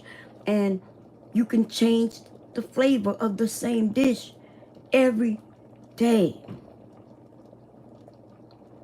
So you don't let anybody tell you what to add. What you do is you learn what these things taste like. What does thyme taste like? Like, what kind of flavor will it add? What would the flavor be if I add it?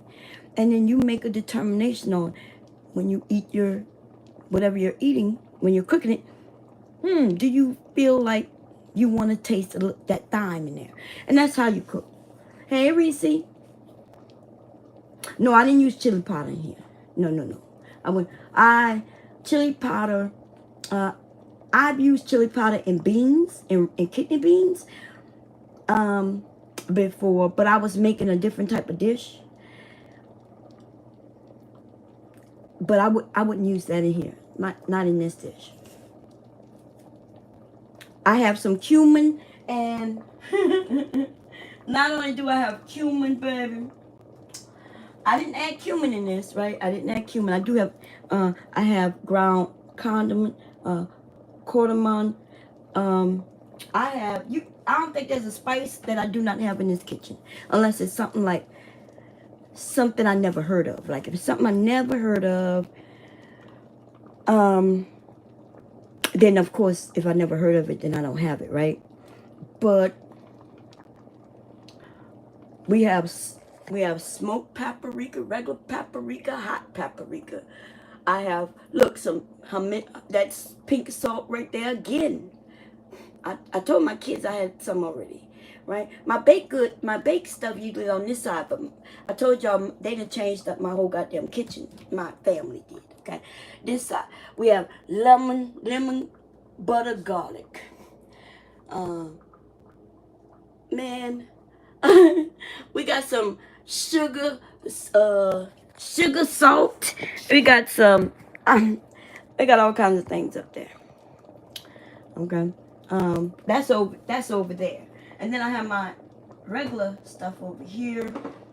Cream of tartar, ground cinnamon, sage. What you asked me, did I have? I know I do have it. Lemon, that does sound good, huh? That's something hubby bought. When it's something like on that level and a specialty, hubby we used to make, well, I say we, but he used to make spices.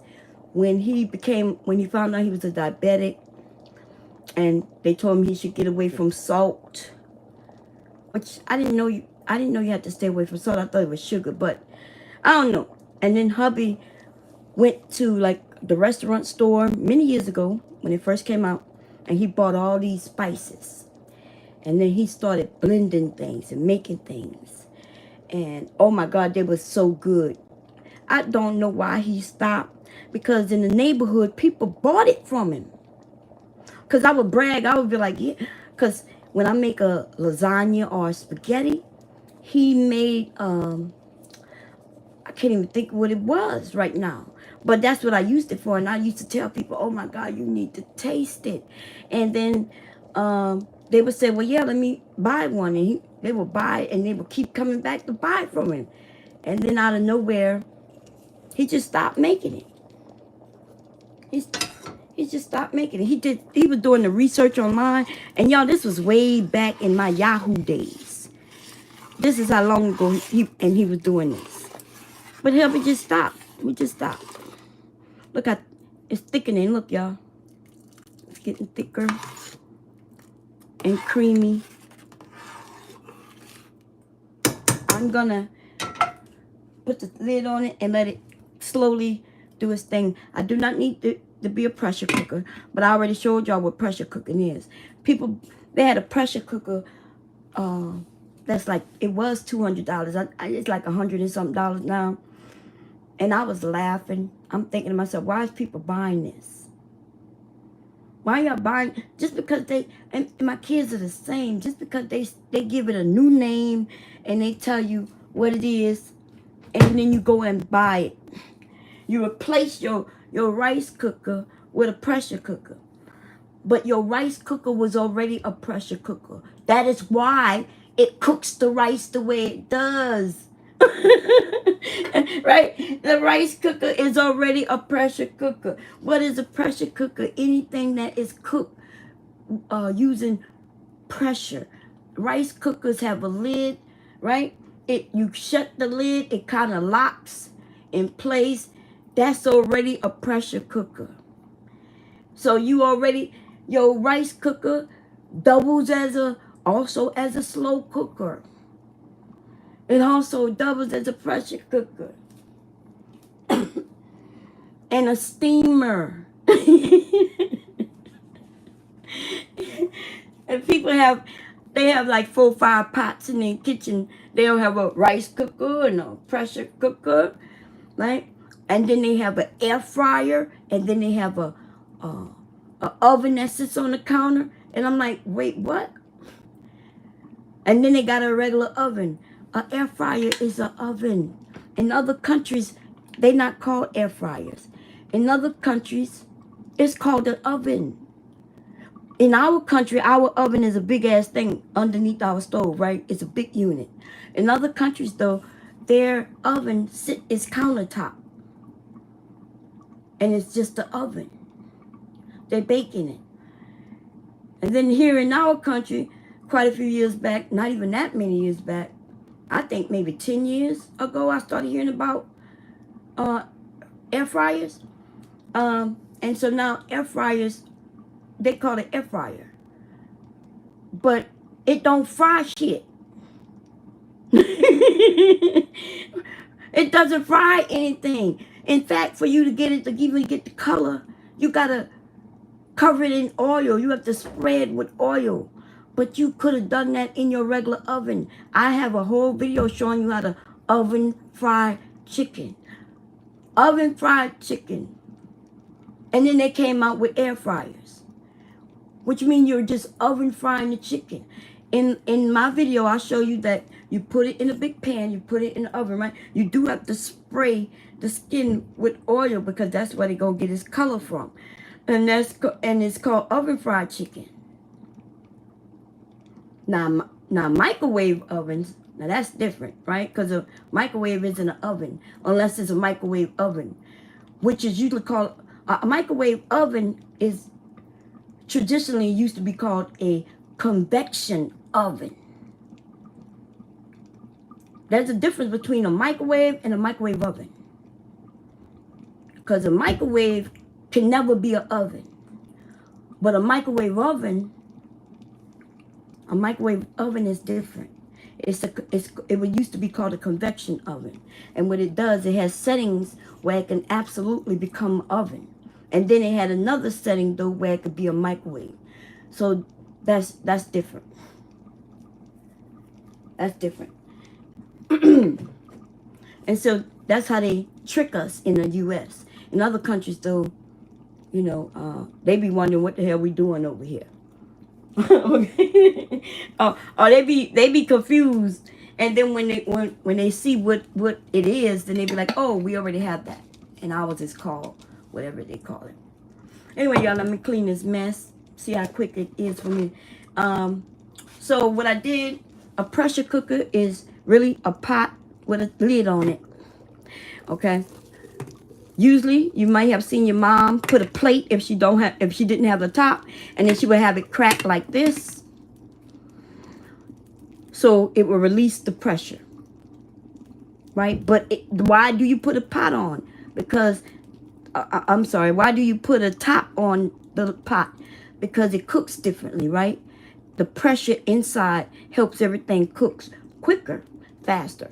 If I leave this lid off, it's gonna take longer to cook. I put this lid on, it's quicker to cook.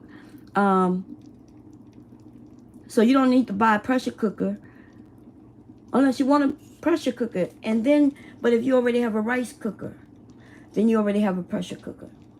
Okay. So give me a second.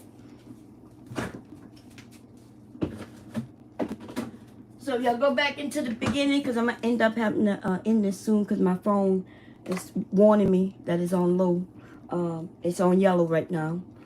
But I'm going to make the rice, and I do make it in a rice cooker, right? In my rice cooker. I'm gonna show y'all that. I'm gonna show y'all my rice cooker. I showed y'all that before, but just for the sake of everybody who's not been here before, this is my rice cooker, right? And if you look, it says white rice, brown rice, steam, slow cooker, and this has the delay timer. That means it is a slow cooker. It's a crock pot. It also steams, right? Because it's a pressure cooker. Like, what makes it a pressure cooker? The lid, right? The lid. And that's what makes it a pressure cooker. Okay. So I'm gonna make the rice in here, but I could have put the beans in here, but I do have a slow cooker, right? We use this one mainly for rice. Yeah. Now give me a second, because there's something else. What else I want to mention? It was something else I said I was gonna mention. I can't think of what it is. It's not the microwave crop. It's one of my pots. Can't think of it. Anyway, it'll come to me. But listen, when you become a cook, it's one thing to follow a recipe. You can follow a recipe. I can look at people's recipes and tell that what they just did is not going to taste good. I watch people do clickbait here on YouTube. In fact, that's when I started paying attention. I followed a recipe to make, what was I making? A cake. And I decided to make a cake for my husband's birthday. Like a homemade cake, right? This was many years ago. I followed that recipe. And because I'm following somebody's recipe, right? I'm looking at their video. The cake look all pretty. which I cannot decorate. Okay, that's the only reason I don't sell like my baked goods. I don't know how to decorate no cake. I can make a good cake though. Ooh, baby, you love it. Okay, but it's gonna be basically a basic decoration, which is no decoration. Okay, I'm gonna put some chocolate or some cheese cream or something like that on it. You know, that's all I know how to do. I don't attempt to do nothing other than that. But what I'm saying is, I followed their recipe. And it was like the dumbest thing ever, because like I knew better, but I wasn't even paying attention. I was just doing what the lady says. She makes the cake. She tastes the cake. And she's like, oh, it's so delicious. And I said, I'm going to make that for hubby's birthday. And I make that cake. I'm looking at the video. I'm in the kitchen. I'm doing everything she says it, right? From scratch. This was my first time making a cake from scratch all by myself, right? That means with the flour, no cake mix. And then I bake it, and I put some I don't know what I put on top. I can't remember. And I did make him some homemade ice cream, right? And I was like, here you go. Here you go, baby. Look what I did. And he's looking all excited, right? Even though hubby not into sweets like that. But for me, you know, he loved me, so he's saying thank you and all that good old shit. And I give him a slice. And I'm looking at him, and I'm like, what it tastes like. I'm looking for the reaction that woman gave on that video. And he looked at me, and he says, it's okay. But the way I saw his face, right, when he bit into it, his face didn't look excited. You know how you would be like, okay, this tastes good. He had a different look. So I looked. I said, how is it? I kept asking, how is it? He was like, it's okay. Man, so look, I ate my dinner, right? Because I've been in the kitchen slaving all day, making the dinner plus the cake. And then I eat my dinner, and then I go, they cut me a piece of cake and sit down on the side of him on the couch, baby. And I sliced into that cake with my fork, put it in my mouth, and I was like, what in the holy fuck? And I spit it out.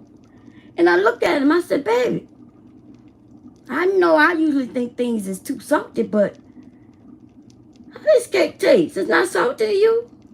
And he looked at me. And he don't say shit. See, that's that love. Love can fuck you up, right? Because he could have told me the truth. I wouldn't have been mad. So the lady had told me to put two tablespoons of salt in. Now, you shouldn't be putting tablespoons of no salt in nothing. That's a lot of salt. But that's what the video told me to do. I'm not even lying. And that's what I did. But like I said, I wasn't thinking, right? I'm just following the instructions. I'm reading, I'm looking at the video, and I put that in. I put 2 tablespoons of salt in that mix. But it should have been 2 teaspoons. Now this is the thing. When I looked at that video, this is somebody I trusted, right? I watched her videos for years. I don't know why I trusted her. I ain't never make none of her shit. I guess just because, you know, she over there talking about how good it tastes. I'm looking at all the comments. Before I decided to follow that video, I look at the comments. Nobody said nothing was wrong. People like, oh, it looks good. Ooh, yeah, that's good. Ooh, that looks so good. And it did look good. But I don't know why people leave comments like that. It looked good? What you mean it looked good? I'm looking through and through and through. She had like thousands of comments. I make this shit, and I'm the only one. I can't even believe it, though. I'm thinking she must be deleting fucking comments. Okay? Because you mean to tell me nobody else? That video been up there for a while. Nobody else attempted to make it and came back and notified you that it shouldn't be that much salt?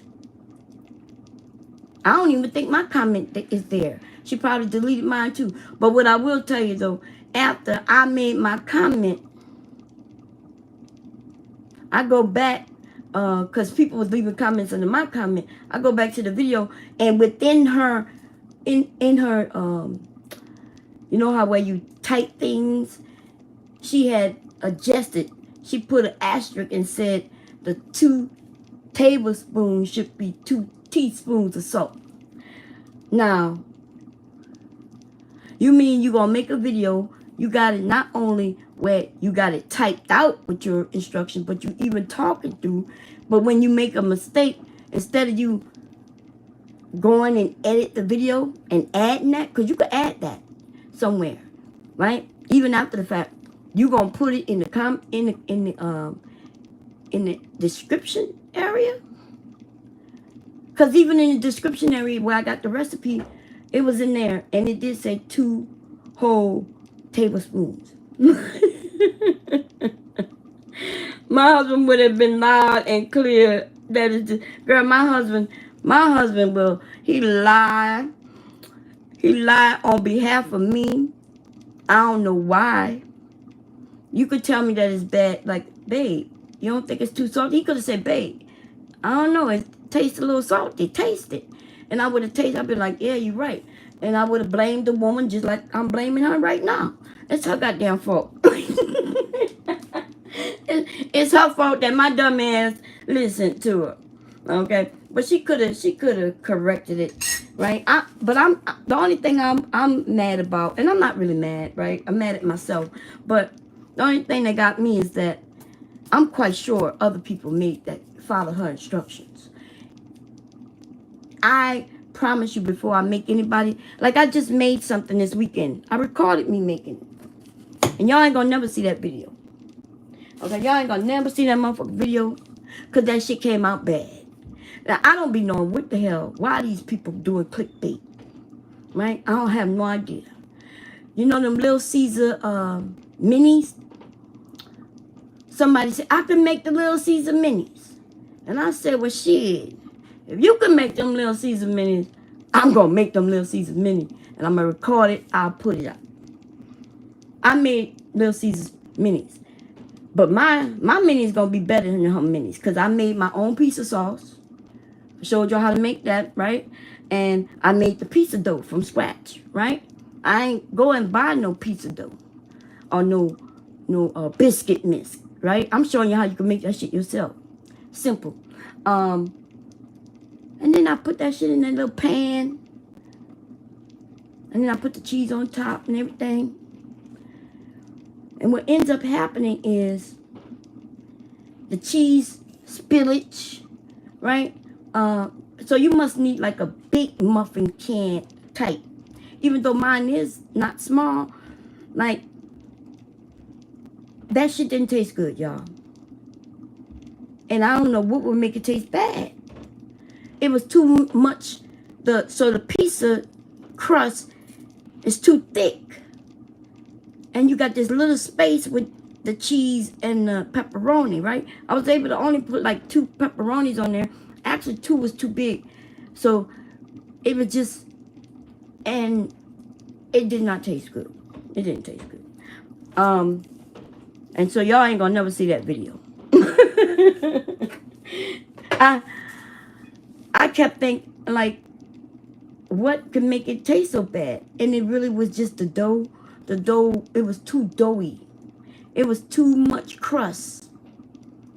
Because the space is so small. And then the crust couldn't cook long enough to get, because it's so thick, it couldn't cook long enough to get crispy. So the only thing I was able to do after I cooked it that way, I would have had to put it back in the oven out of the muffin tins in order for it to get crispy. These people are faking and phoning. That's why they're doing them and making shorts. They're not making long videos like I was trying to do. They're making a short. And I'm going to tell you, they lying. Okay? They fucking lying. There's no way doing what that woman told me to do. There's no way doing what she told me to do that those things come that way. She must have already bought that shit. Then claim she making that shit. And then when she went to go show you that shit, It was the one she bought. I promise you that. I promise you that. Okay? They lying. Clickbaiting ass little motherfuckers. Pissing me off, man. I was so pissed because, y'all, even if you go and look at, I had to go back and look and say, wait a minute. Her muffin tins was not even shaped or as large as the things that she made when she showed her breaking it a piece. I realized that that woman did not cook those things in that pan that she showed. Okay? That ain't even right that they do that. And I wouldn't do that to y'all. But I ain't gonna lie, that's big money though. Right? It's big money to tell people, hey, I got a quick way for you to do it. And then I show you me doing it. It could taste bad, but then see, and then I could blame you. I said, well, shit, you ain't do it right.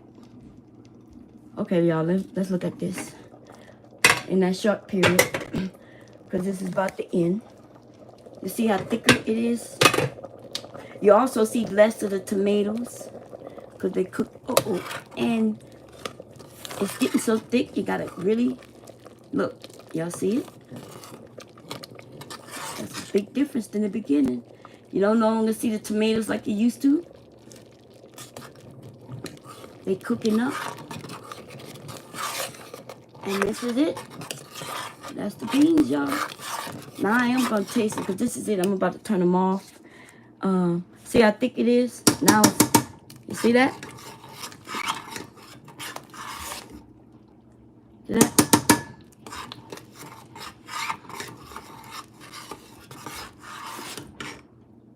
And see how when it runs off like that, it's gonna take good on top of rice.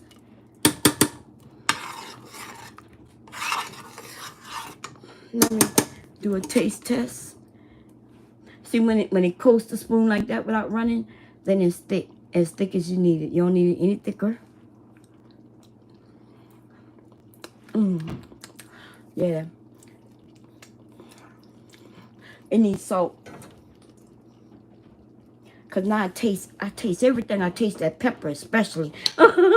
Right? Pepper is not hot, but you know you have, I could taste it. Now I need some salt. And my rice gonna have salt in it too. Like I said, I don't cook with a lot of salt because I'm scared. I'm really frightful. I could add too much salt and ruin up the whole dish, you know. So I'm very cautious when it comes to salt. Yeah. Y'all, it's missing something. It's missing. It tastes good. It's something that make it go blam. Like the flavors just explode. And I think it is more salt, but I'm not going to put any more salt in. I'm going to add the salt to the rice. I'm going to start the rice. Now, I am going to make cornbread. I'm going to look and see if I have a video of me making homemade cornbread. If not, I guess I could go live and show y'all. But you need cornmeal, flour, equal parts, right? If I use one cup of flour, then I use 1 cup of cornmeal. If I use 2 cups of flour, I use 2 cups of cornmeal. Okay, so they're equal parts. And then you put your egg, your milk, a little bit of sugar. In my case, it's going to be a lot of sugar because we do sweet cornbread over here. When I say a lot of sugar, yeah. Hey, Black Lexicon. Bomb Laundry, your stream yesterday was off the chain. He said, Lord, your stream. Was it? Oh, man. I apologize for yesterday, y'all, because I did end up, I'm not sure what part of the stream you talked about, but somebody called me while I was live, and I kind of lost my, cool, okay? The honest truth, he called me out the blue, you know? I was trying to get away from that issue. That's why I went live, because I've been dealing with it most of the day. And then he called me while I was live, and, you know, and I lost my cool. But I was going live today. I am going live, as a matter of fact. Let me get this rice on and start this cornbread, and I'm gonna go live because I'm trying to find some information about somebody. Because I think who I'm thinking about, they was here on YouTube, a couple, y'all. I think he killed her, and then he died while he was in jail. I've been trying to find her name, right? Because I dealt with her. So and I had her phone number and everything. I'm trying to go through all the people who called me. And by the way, it was so many of y'all called me through the years. It's crazy. I didn't even know. Y'all was calling me. Y'all was calling me and shit. I was like, I'm sorry if y'all ever called me and I never called you back. My phone, listen. Okay. I didn't know so many of y'all called me. I was going through trying to find her. And y'all, I think that's her. I'm praying that that's not her. Okay? But I do think that is her. It looked like her. And in the same state. It looked like him. He didn't really show himself, but I saw him one day. Right? I'm hoping that's not them. Okay? But if it is, we're going to go through that stream, baby. Well, I'm going to show y'all the story. I want to verify first. It would be bad of me to accuse this man of killing this woman and they both live on YouTube or live somewhere. You know what I mean? That would be really bad. That would look bad on my part. I'm hoping that it's not them. Okay? I'm so hoping that's not them. But I'm going to leave. My phone about to die anyway. I'll see y'all later, okay? Okay. And listen, if y'all want to make homemade cornbread, y'all just got to let me know. If it's something you want me to make. So I am going to be making okra stew. Possibly this weekend. Okay, I have a taste for okra stew. And if y'all want me to go live to show y'all how to do that, I will. If y'all want to follow, right? I'm going to tell you what you need. I'll put it in the comment. What they call it over there? The part in the where I can post pictures and stuff. Okay. You want to make bread? What kind of bread? Cornbread or regular bread? Because I make bread too, girl. Piece of dough bread, Hawaiian bread. Girl, let's get it. Okay. Now that's a good idea too. With beans, cornbread is good. Regular bread is good. Italian bread or French bread, which I kind of make French bread. It's easier to make Italian bread than French bread. Girl, regular bread and Hawaiian bread. Okay. I got you. I'll do something like that this weekend. So with Italian bread, you don't need, with the Hawaiian bread, you don't need a certain pan. You can make that on top of a pizza pan or any flat pan. Okay? Now with regular bread, a loaf of bread, you just need a square pan. You can get that from Dollar Tree. But I wouldn't recommend Dollar Tree pans unless you're just going to make, use it a couple of times. You could take care of them, but you cannot let them get wet. And it's not because they iron, because they don't let them pans get wet. You will just keep them clean by virtually just not wetting them. So you can go to Dollar Tree and get a couple of a pan. Okay? Y'all know I'm going to go the cheap route if I can. But I will tell you, it doesn't cost much to get a regular square pan from Walmart. But you can use a Dollar Tree pan. I have a Dollar Tree pan. I don't know if I still got it. Let me look. Let me see, y'all.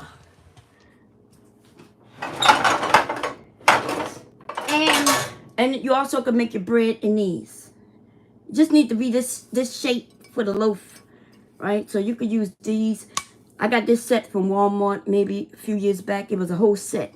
It was some little round ones, long ones. Here they go. Let me show it to you. Uh-oh. I'm going to cover this up, y'all. This is the bottom of my stove down here. Okay. And this is the Dollar Tree one. See it? It's like aluminum. And see how it get rusted? I never used this pan. But see this little area? See that little area right there? But that comes off. Don't wet them.